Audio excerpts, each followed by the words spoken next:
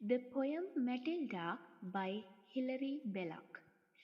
This is a poem about a girl who told lies.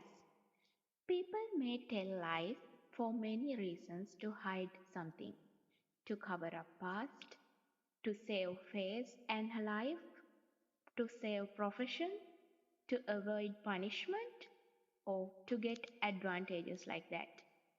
So, in this poem, we can get an idea step by step.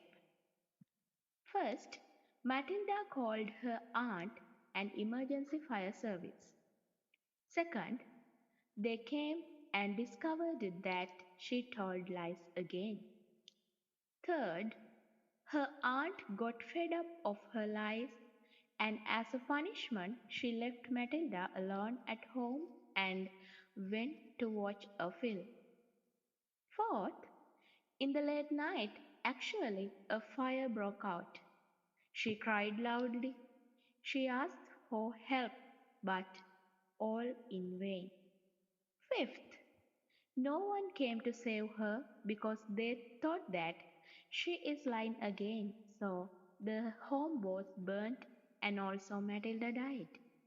Finally, Matilda met her misfortune. This is the story.